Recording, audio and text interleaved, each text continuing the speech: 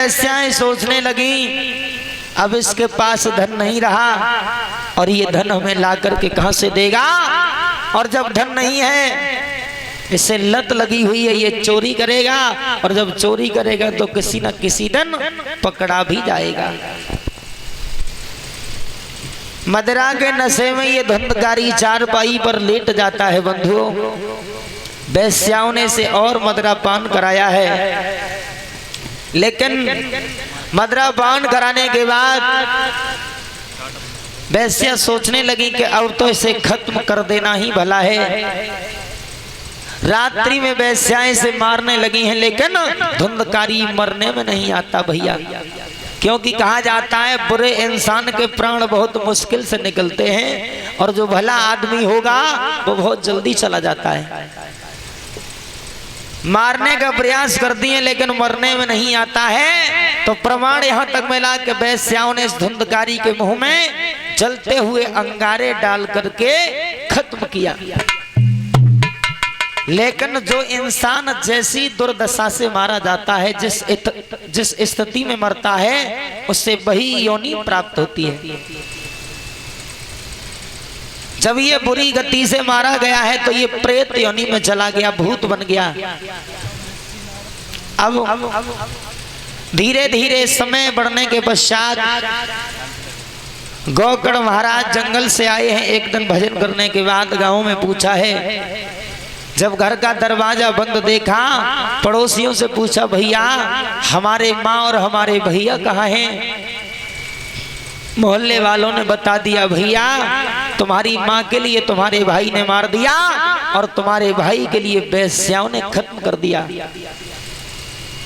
गोकर्ण महाराज घर में सो जाते हैं। आधी रात के समय पर ये धुंधकारी जो है प्रेत योनि में अपने भैया गोकर्ण को डराने लगा। क्यों? प्रेत का कभी किसी से कोई संबंध नहीं होता है भैया, तुम उसे कितना भी मानना लेकिन वो तुम्हें बिल्कुल नहीं मानेगा, समय पर चूकेगा नहीं। डराने लगा है। गोकर्ण महाराज भगवान के बड़े अपार भक्त थे। अंजलि में जल लेकर के जब उसकी परछाई पर मारा है, वह अपने असली भेष में आ जाता है और जैसे ही असली भेष में आया है कहने लगे भैया तू कौन है, कहाँ का रहने वाला है? धुंधकारी ने बताया भैया मैं कोई गैर नहीं, तुम्हारा भाई हूँ धुंधकारी, और आप मुझे इस प्रेत योनि से छुटकारा दिला दो। बोले चिंता ना करो, मैं इसका कोई जरूर उपाय निकालेंगे। सवेरा जब हुआ है, गोकर्ण महाराज सूर्य भगवान के उपासक थे। सूर्य भगवान से ध्यान लगाया है, सूर्य भगवान प्रकट हो जाते हैं। कहने लगे भक्त कहो कैसे याद किया? बोले मेरे भैया को प्रेत योनि मिल गई है और मैं उसे प्रेत योनि से छुटकारा दिलाना चाहते हैं, मुझे क्या करना चाहिए? समझा करके जवाब दिया है मेरे लाल, तुम अपने भैया के लिए श्रीमद् भागवत कथा का रसास्वादन कराओ, जिससे तुम्हारे भाई की जो प्रेत योनि है उससे उसे छुटकारा मिल जाएगा।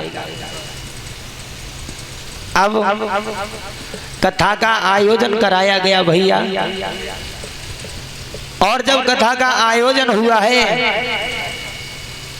तो ऐसा बताया जाता है कि जैसे ही कथा को शुरू किया गया, धुंधकारी को आह्वान किया। जब आह्वान किया गया है तो कथा पंडाल में कथा के सुनने वाले श्रोताओं की इतनी भीड़ हो गई कि इसे बैठने को कहीं स्थान नहीं मिला। तो कथा पंडाल से बाहर एक बांस गड़ा हुआ था श्रोताओं, उस बांस पर बैठ जाता है ये आकर के, और जैसे ही इसने भगवान की कथा को सुना और जब 7वां दिन आया है, स्वर्ग से एक विमान आया, उस विमान में बैठ कर के ये धुंधकारी भगवान के धाम को चला गया। बोल गोविंद भगवान की जय। अब जो लोग और कथा सुनने वाले थे उन्होंने गोकर्ण महाराज से जवाब दिया, एक बात बताओ, हमने भी कथा को सुना है लेकिन तुम्हारे भैया का उद्धार हो गया, हमारा उद्धार कैसे नहीं हुआ? जवाब दिया, जिस तरीका से मेरे भैया ने कथा को सुना उस तरह से तुमने कथा के लिए श्रवण ही नहीं किया। दोबारा से कथा का आयोजन कराया गया, सभी भक्तों का उद्धार हुआ।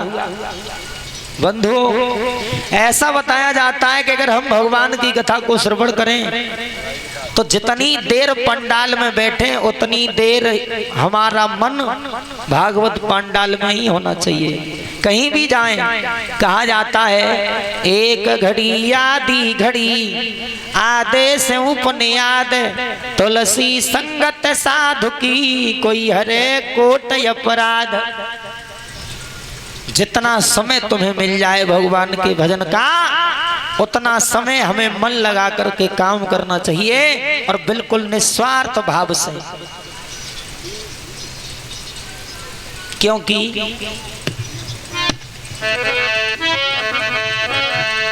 सभी भक्त बोलेंगे एक दो लाइन का कीर्तन, उसके बाद आगे बताया।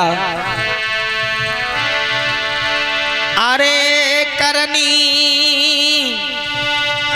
करनर खूब समारे तोए घर ईश्वर के जानो है।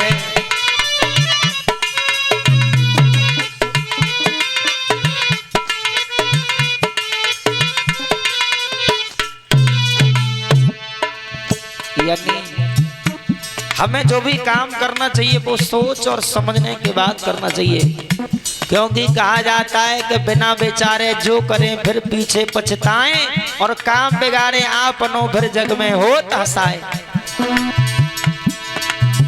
करनी कर ले खूब संभारे तोए घर ईश्वर के जानो है।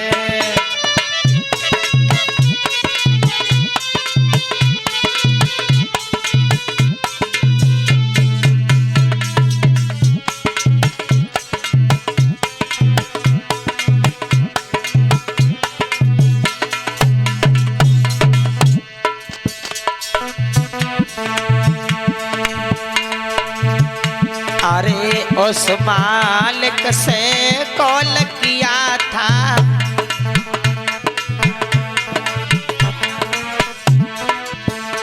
अरे उस मालिक से कॉल किया था,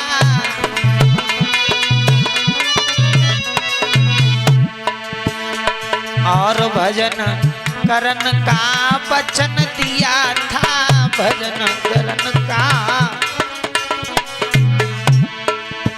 जब प्राणी अपनी माँ के उदर में उल्टा लटका होता है तो भगवान से वादे करता है, तीन बंधु है तीनों के दयाल में तुम्हारा भजन करेंगे। लेकिन संसार में आने के बाद भैया सब भूल जाता है। अरे भजन करन का कॉल किया था, भजन अरे तने ने कने करो विचार तोए घर ईश्वर के जानो है।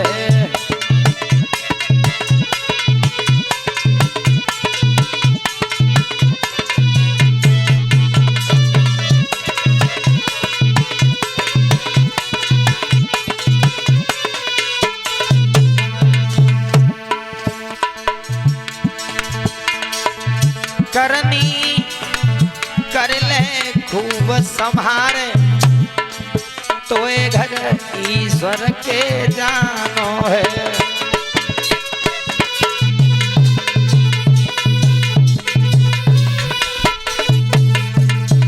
और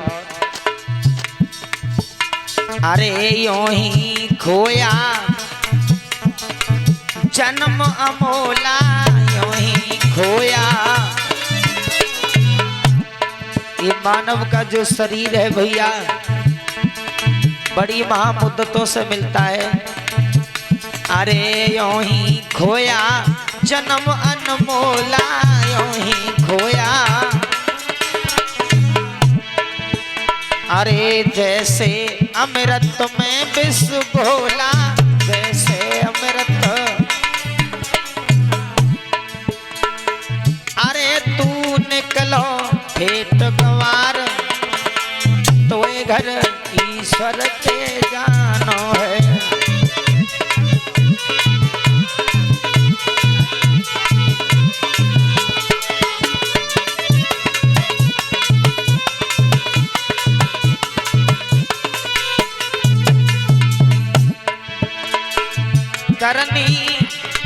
करन रे खूब संभारे तो ये घर ईश्वर के जानो है।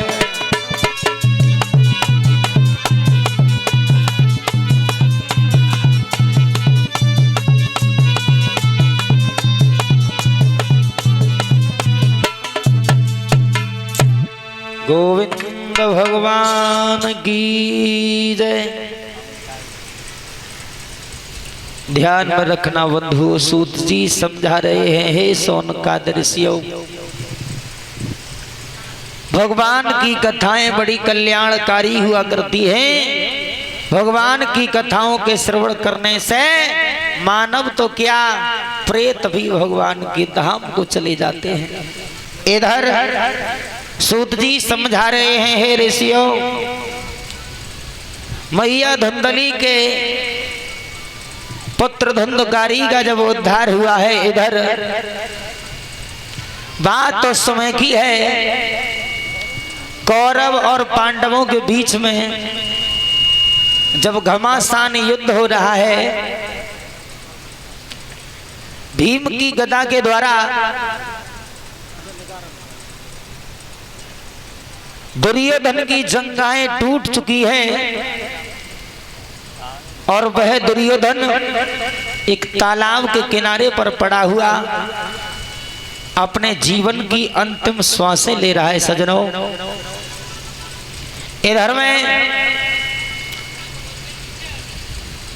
इधर वो दुर्योधन जब तालाब के किनारे पर पड़ा है, तभी गुरु द्रोणाचार्य का पुत्र अश्वत्थामा वहां पहुंचा और पूछने लगा, भैया क्या बात है, कैसे उदास यहाँ पर बैठे हो? बोले, भैया अगर तू मेरा सच्चा मित्र है और यदि सच्चा साथी है तो मैं तुझसे अपने मन की एक बात कहना चाहते हैं। बोले, कहो। बोले, अगर तू मेरा सच्चा मित्र है तो मैं ये चाहता हूं कि पांचों पांडवों के सर मुझे लाकर के तू दे। अश्वत्थामा ने सोचा नहीं, विचारा नहीं, कहने लगा, भैया दुर्योधन आप चिंता ना करो, कल शाम का सूर्य अस्त जब होगा, जब पांचों पांडवों के सर तुम्हारे कदमों में पड़े होंगे। लेकिन बंधुओं, इधर तो अश्वत्थामा ने संकल्प किया है और जैसे ही वहां से चला, शाम का समय जब होने आया, भगवान कन्हैया घट घट की जानने वाले थे, क्योंकि कहा जाता है तन की जाने मन की जाने, जाने चित्त की चोरी है, और ऐसे प्रभु से कहा छिपोजा के हाथ जगत की डोरी है। भगवान समझ गए कि अगर अश्वत्थामा पहुंच गया और अगर सोते हुए पांडवों को देख लिया तो ये छोड़ेगा नहीं, जरूर उनका वध कर देगा। उसी समय भगवान कन्हैया ने वहां पर एक चाल कर दी बंधुओं।